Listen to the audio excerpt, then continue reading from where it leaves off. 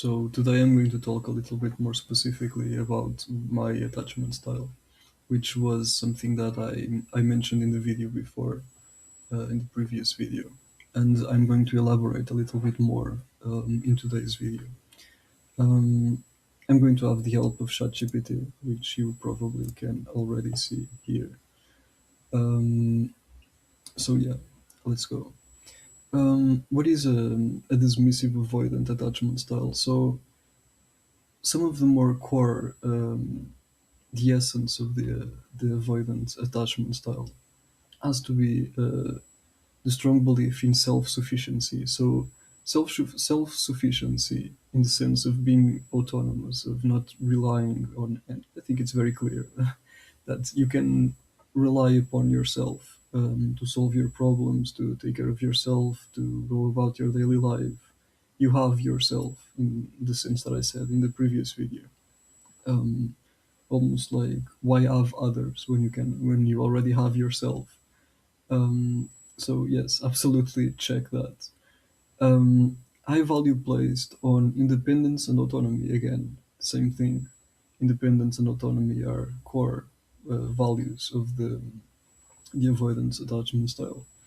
um, why they are this way has to do a lot with your experiences in the past, your parents, your environment that you were brought up in, the culture. If it's a culture that is more fixed on community or fixed upon yourself, this has to do, for example, um, Asian cultures, for example, are a lot. They are the people born in Asian cultures are usually more drawn towards the community, towards the good of the population, of the whole, rather than individual um, progress, or happy individual happiness or individual success. They are more drawn to the success of the whole of the community, while European, more Western countries are drawn to the value of independence, of the individual being able to be successful on their own, or independent, or strong, or so it depends a lot on many factors. One of them is culture or geographical position, parents, your lifestyle, the difficulties you pass through, your traumas as a kid, and so on. The next one is preference for emotional control and rationality. This is absolutely correct. So, um, preference for emotional control. This is kind of ironic to say, because I'm in psychology, in trying to get a master's in psychology, and I know better than this now, and I knew before. But I used to see displays of emotion as weakness, which is it's a little bit illogical. I grant that it's very illogical. But I used to think that one of the things that I like, my mother likes to watch shows on TV, telenovelas, and they are all so emotional, and you can see that it's fake and all of that. And one of the reasons why I disliked emotional displays is because many times they seemed fake to me. Like it's not possible that you are so like upset with me to the point of tears or to the point of screaming or to the point they they usually seemed a little bit more over the top and more for show than authentic. And then there's the problem that if you are guided by your emotions, then I mean, your rationality, your critical skills get fragile. Um, so yes, definitely a preference for rationality over emotional and over emotion. Even though that emotions are reasonable and all of that, yes, I'm well aware of that. Discomfort with dependency upon others or themselves, um, upon their own or others. Yes. Discomfort with dependency. Yes, this is one of the things that has to do, for example.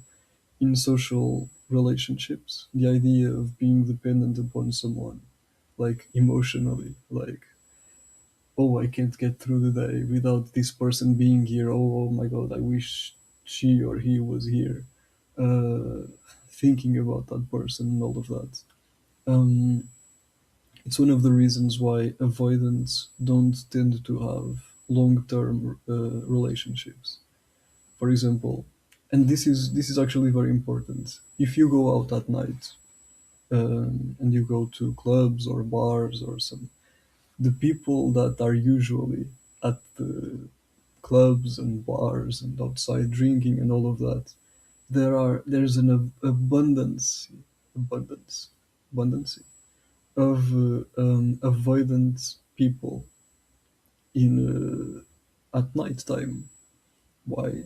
Because of this, the discomfort for dependency, which means that the people that go out at night, I'm not saying everyone that goes out at night, obviously, but there is an overpreponderance of people that go out at night that are avoidants because they are not looking for long-term relationships. They are looking for fun, let's say. So, one-timers and things like that. That's why if you are looking for, let's say, a long-term relationship, if you are someone who values more love and connection than shallowness in your relationships, be very careful when you go out at night because the people, not all of them obviously, but many of them are avoidant, like me. I don't do that because I value a depth in a relationship. Um, I don't do these kind of things of just sleeping with a person and then tomorrow it's another. I don't do that. I like my stability. This probably has to do with also autism and things like that. So yeah, if you're looking for long-term partners, be careful with whom you find out at night, because many people are avoidants at night. Who go out at night are avoidants, and they're not looking for long-term relationships. So just heads up for those safe styles and secure styles, and yeah, careful with that, and insecure styles. Um, identity organized around competence and self-reliance. So that's very true. Um, my identity is also very much based upon my self-reliance and how competent I am at my job, at my career, with my friends, or with the things that I like, my hobbies, and so yeah, people with a more detached um, attachment style, a dismissive avoidant attachment style, are usually either workaholics, people who really focus on their job to the that pretty much disregard other people, their friends, their fiancés and husbands, and just focus on their job and are like extremely competent and very like high up on the ladder, on the ranking of their job. Um, or yeah, I mean, if they really value their competence, they are going to put it first above anyone, pretty much. So yeah. Um, so we got in the part of emotional regulation, habitual suppression of emotions. That's true. Yeah, I used to say, and I think I can still say that the only emotions that I really feel more in a daily basis that I can identify because they are more present um, are anger and probably something like either sadness or boredom. Even though boredom is not very common, but anger is probably the more common. The rest is very low um, resolution, like happiness is definitely there too, and all of the others, but um, this will relate to the next topic that has to do with alexithymia. I will read it actually. Difficulty identifying or naming feelings. So I have a little bit of this alexithymia. Actually, I think I have quite a bit of it. Difficulty identifying or naming feelings, both on yourself and in others. So when I'm talking with someone and I can't really tell, it's very often actually that it happens when I can't really tell if the person that I'm talking to is interested in the conversation or is feeling happy or sad or if they're okay like with the situation with the conversation if it's kind of strange and identifying them up with myself on which sometimes I have really no idea like unless it's very clear like I said anger or um, something more visceral more uh, potent let's say more powerful or sadness I can't really identify them unless they're very strong um, so yeah, that has to do with a bit of my autism. This is a condition called alexithymia, and it's something that avoidants often struggle with. Um, Low emotional expressiveness. So yeah, low emotional expressiveness. I'm laughing because it's funny to me. Um, I don't express usually emotions with my face.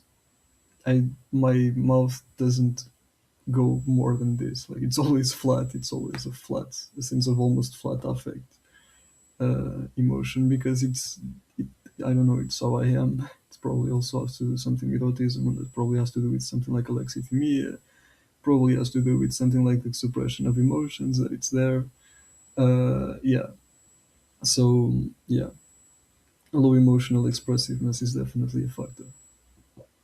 Um, I remember, for example, uh, at the end of high school in one of the our last days together before everyone went to college and people went to different colleges and everyone was like hugging each other and like oh my god I'm going to miss you and blah, blah.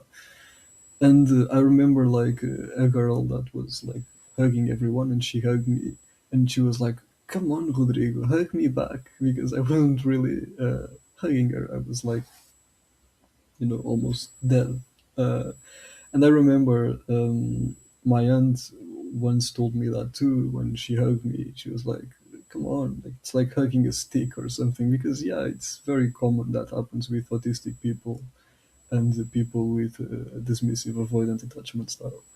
So yeah, it's kind of funny that it's there.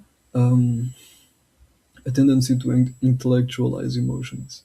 So in the previous video that I shared a little bit about my experience in summer with that girl that I talked about, um, I forgot to mention that there was a time when we were starting to go out and when I was starting to see her on a more daily basis.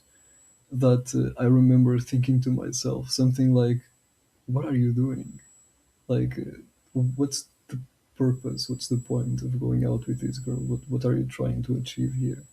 Almost like, what are you feeling for her, or what are you not feeling for her? Do you care for her, or is it just like, are you bored and need some company? Like, what are you doing?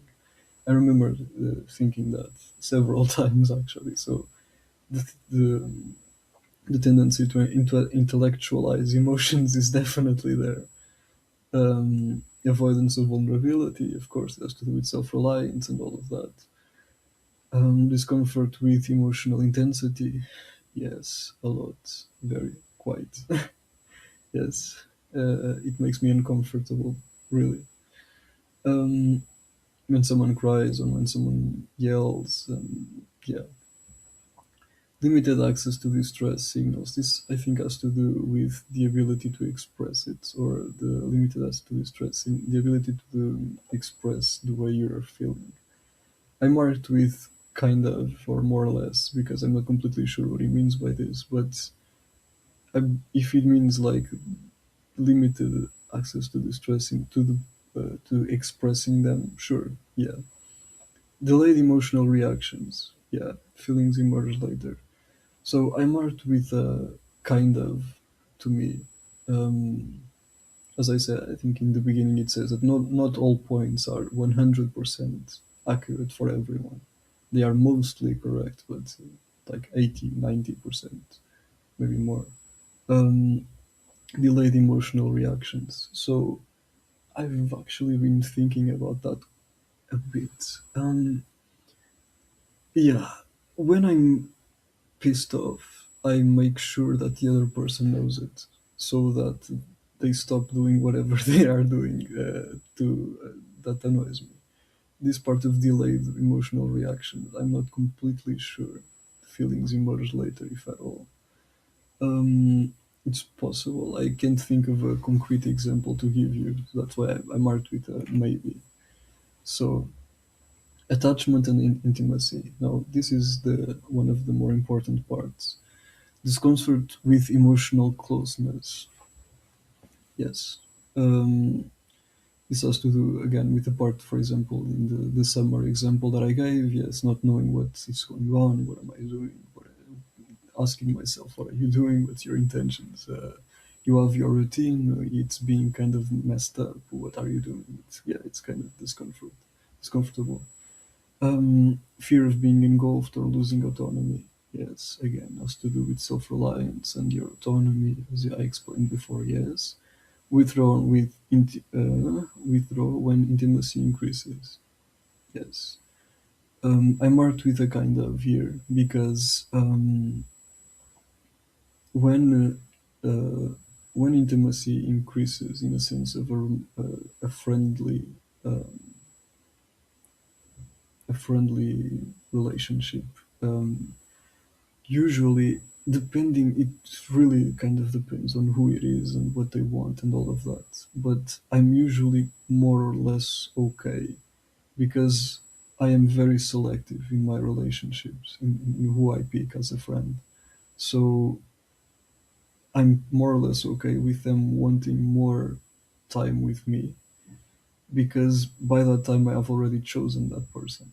I've already agreed that they are worthy, let's say, of my time. So I'm kind of okay, more or less, with intimacy increasing, depending, of course, on what we mean by that. And but yes, I have a tendency to withdraw when someone starts becoming like very intrusive. I try to go back a little bit and withdraw into my house a little bit more. Um, so preference for emotional distance, yes. Um, when I dated uh, a girl online a few years ago, um, in the first week that we were online dating, she sent me a text and that she was a little bit worried because we weren't talking a lot by message, even though that we were now officially dating.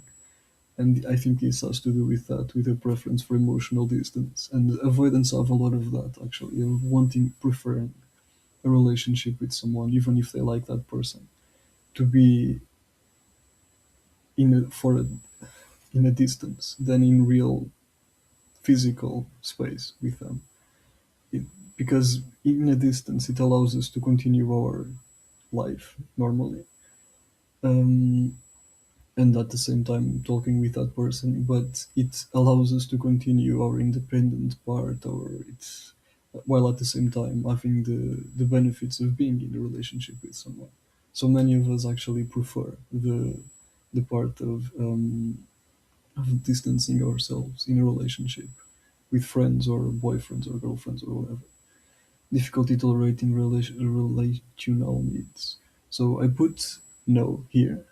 Um, because I have, as I said, I'm very selective in the people that I choose. So I have to make agreements with those people if I want to keep them. If I chose them, it's for a reason. So it would be nonsense to choose a person to be your friend or to say this person is worth it of being my friend, and then not making concessions or tolerating some things. So I put it in no, even though I kind of understand what they mean and more or less, but no. Avoidance of deep emotional bonding, as I said, not texting my girlfriend when we were dating, to the point of her being concerned and wanting more distance and all of that. Tendency to keep relationships compartmentalized. As I said, work in the previous video, that when I'm working, I am working. I am not there to make friends. I am not there to make jokes. I am there to work. So that's one of the reasons why I haven't talked to that girl for like 2 years. The girl that I was going out with, that we made friends in these summer holidays that I said in the last video. So yes, compartmentalizing your relationships. Greater comfort with casual to low commitment relationships. That's true. Yeah. Um, Not wanting, as I said, that's why people that go out at night, many of them are avoidants because they want casual, low commitment relationships, just things for the night or to just low level relationships. I prefer them. Um, or I have a tendency to have casual, low commitment relationships. But at the same time, when someone becomes important, I have a tendency to go the other way and investing in that person.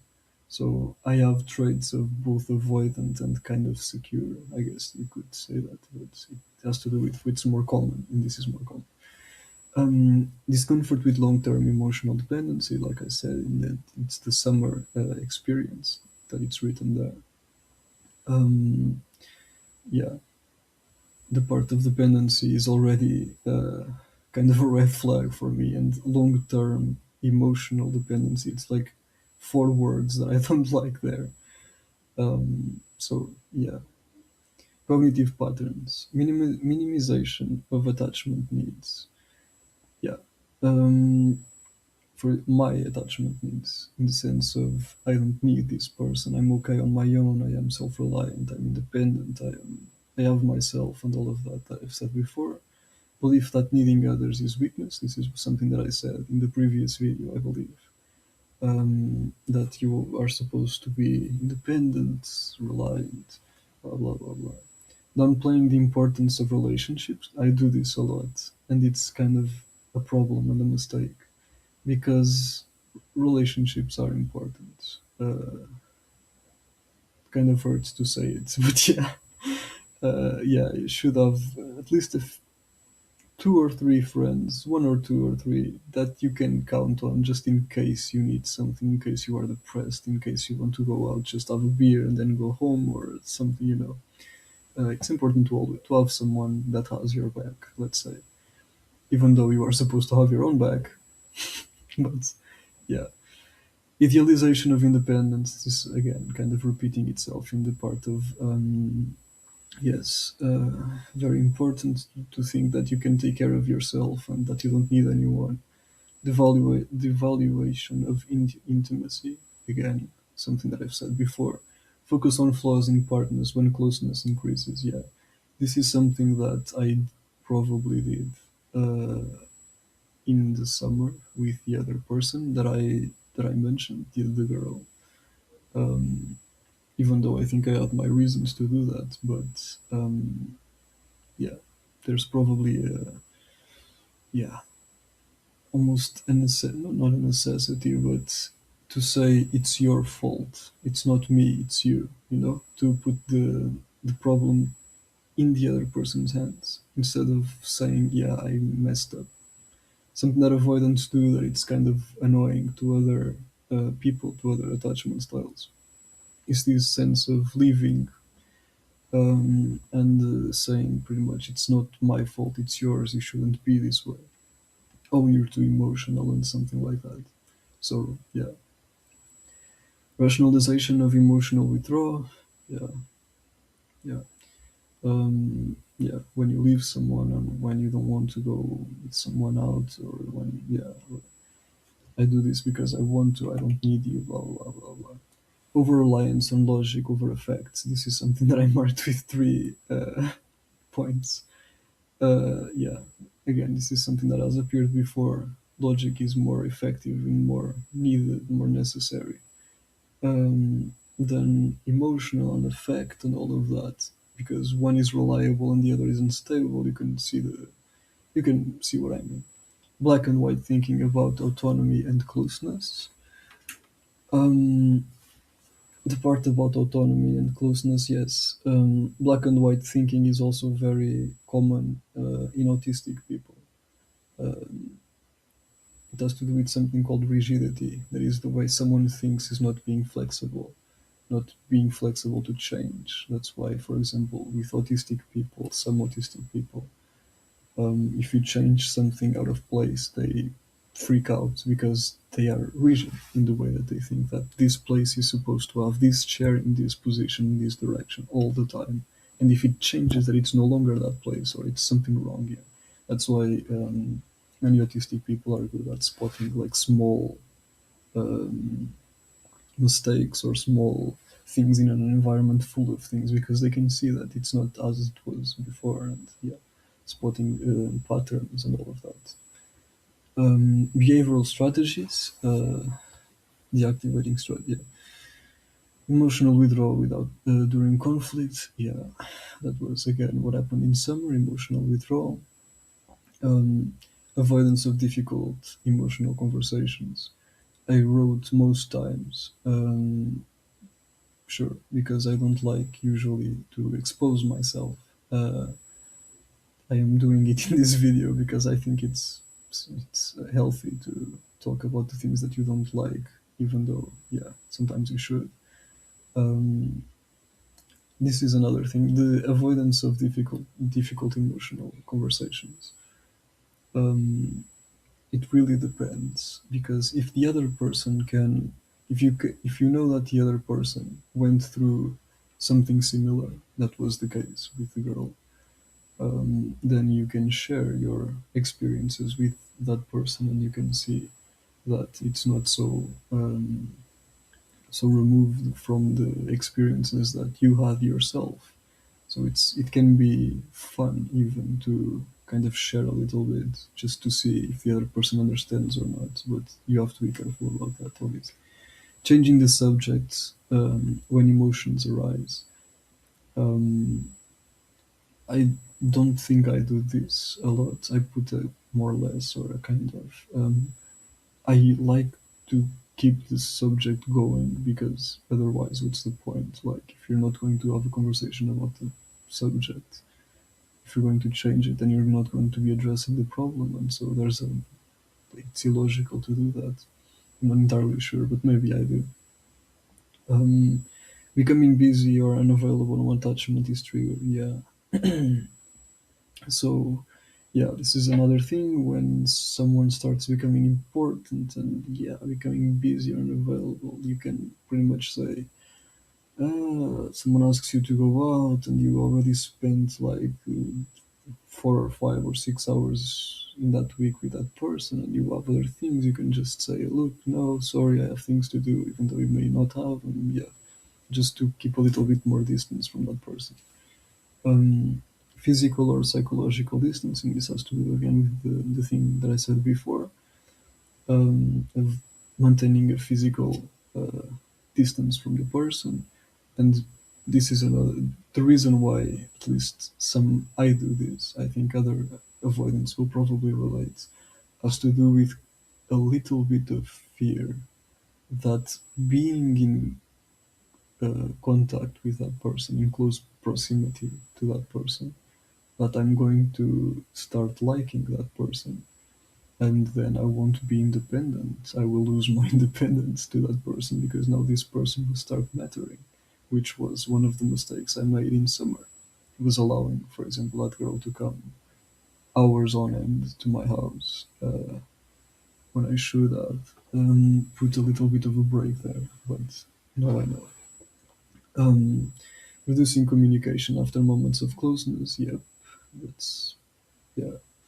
It's what happened with my that example that I gave of the my online dating with that girl that was like, oh, but we are dating and we are not talking that much. Well, yeah, reducing communication after moments of closeness, ending relationships abruptly when intimacy increases. So I don't do this. I think. Uh, because again, when I pick someone, they are handpicked, and usually there's a lot. There's already a fair amount of investment put in the relationship. So to end it abruptly would be stupid because there's a lot of investment already there, and since I'm not a person of putting a lot of investment in someone. When I do that, I want to make sure that it's investment, that it's not going to end abruptly. Therefore, my energy will not be wasted, my time won't be wasted. So I don't do that. Um, yeah, keeping personal information private. Yeah, keeping personal information private. Yes, of course I do that, with the exception of very few people. Um, that I can trust and all of that. Maintaining emotional walls. So yeah, barriers of I want to go out, oh maybe tomorrow or not today, or trying to avoid the person. Now in the part of interpersonal functioning, appearing calm, detached or unaffected. So this has to do with how other people perceive you, and I'm not in anyone's head. I can't confirm more than I have been called cold before, so I guess detached and unaffected. So yes, others may perceive them as cold or distant. Distant, yes. Difficulty offering emotional reassurance. Yes, again, then it's logic over reason, or the logical reassurance. That's what it's there. Um, I can easily give my opinion to someone and tell them, look, you have a better way of doing this, or you are doing something wrong here. I don't think you should be doing this. But it won't be emotional. It will always be reasonable, I think, and very concise and, almost sterile. This is what's wrong. This is what you have to do. There's no emotion there. I can maybe give a pat on the back and that's it. Um, Limited responsiveness to partner's distress. Yeah, this is another thing. Um, I remember this instance when the girl in the summer was crying because she didn't want to go back to college and she was enjoying the summer holidays with me and a friend. And she now that it was going to start, she wouldn't have a lot of time for us and all of that. And so she started crying while we were going for a walk here near my house. And I knew that I should probably say something or hug her or something like that. And the best I could do was like occasionally like give her a pat on the back and say it's okay, we'll be here and blah blah. So yeah, it's limited responsiveness, and it's also very, as I said, like displays of emotion um, are uncomfortable for people with a dismissive, avoidant attachment style. So preference for practical over emotional support. As I said, this is as the part of reason and almost a sterile sense of support of this is what's wrong, this is what you have to do. It's practical, it's not emotional, it's not someone saying, oh, I understand your pain, oh my god, oh yeah. I don't like that. Um, Conflict and stress, avoidance of confrontation. No, I actually like confrontation. I'm quite a disagreeable person. Uh, there's a spectrum of agreeableness versus disagreeableness. Women tend to be more agreeable, men tend to be more disagreeable.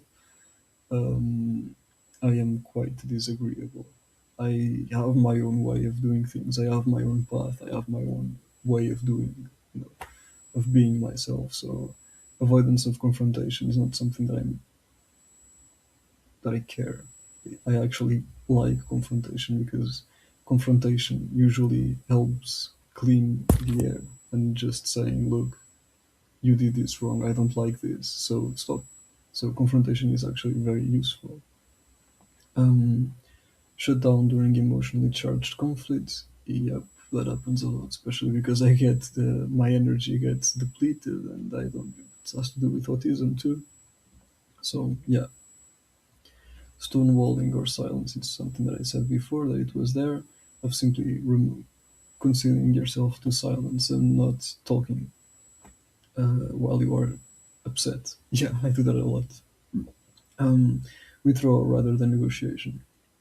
So this depends a lot on what happened, but I usually like to negotiate because, as I said, my relationships are handpicked, and I don't want to end the relationship that I myself have picked with effort. So I usually try to negotiate, but if I can't, just withdraw. Internalizing stress rather than sharing it. Yep, uh, absolutely true. Um, of not sharing the things that upset you, and you keep it to yourself, and you are independent, you are resourceful, you can take care of things, you don't need anyone else. And yeah, denial of the stress until it becomes overwhelming. Yeah, of being pissed off with someone. But yeah, I usually tell that person, but I can explode because yeah, it's not always. I may not always express exactly what I feel, and yeah, it depends a lot. Preference to solve it alone, as I said. Yeah, for independence and the ability to just rely upon yourself. Self concepts. Sense of strength tied to emotional independence. Yeah. Pride of being low maintenance. That's true. Uh, I think what he means here of being low maintenance is just being not very of being stable. I think that's kind of what he's going for. I'm not entirely sure of being low maintenance. Um, Not very emotional, not very outgoing, not very agreeable, just being yourself, almost flat. Discomforting with needing help, yes. Fear of appearing weak or dependent, that's another one, yes.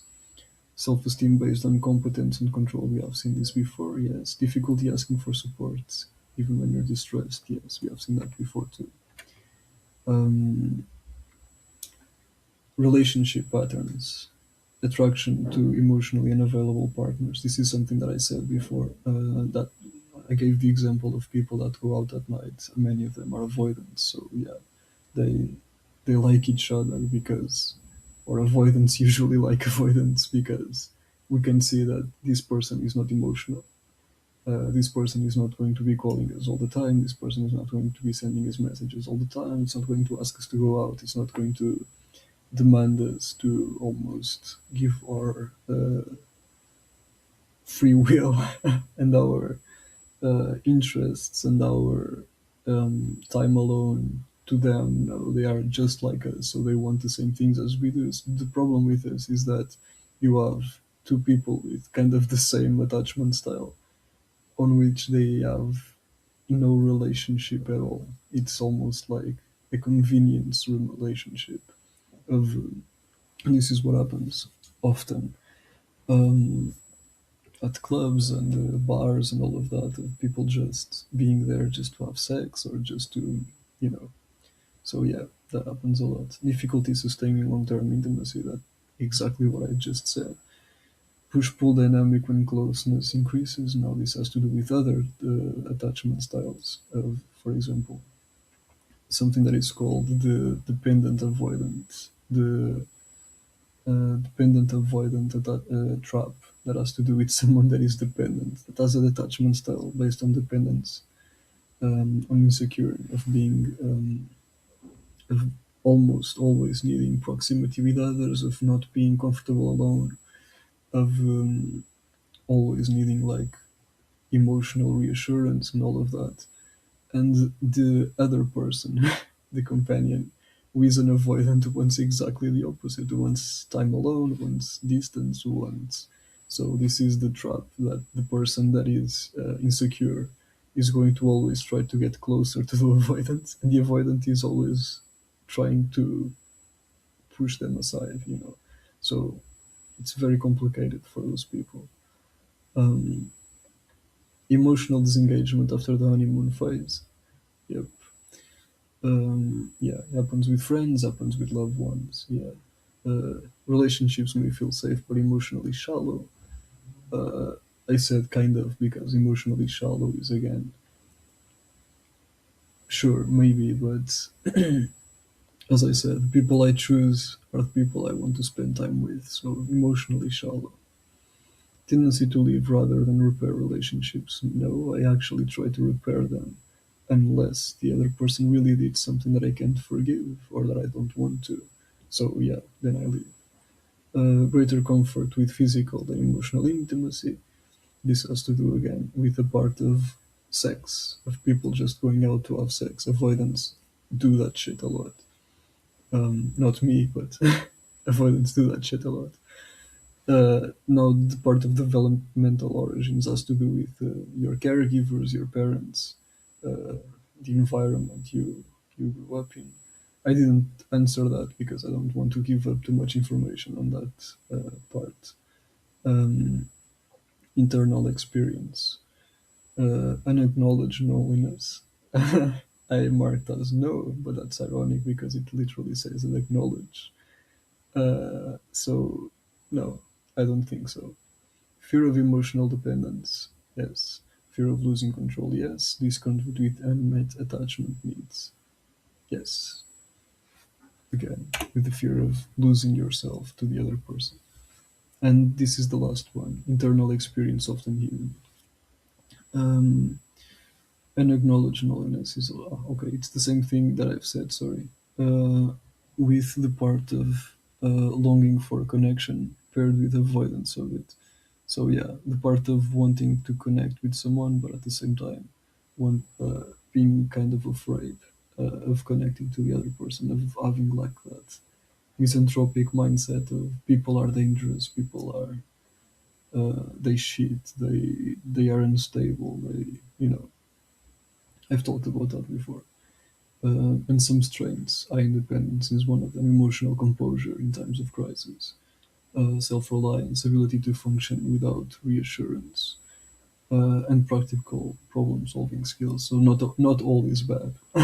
It has quite a few things that are not very good, but yeah, not all is bad. So, I think this is it. It's already a pretty long video, 42 minutes, but I hope it was educational in some way. And see you.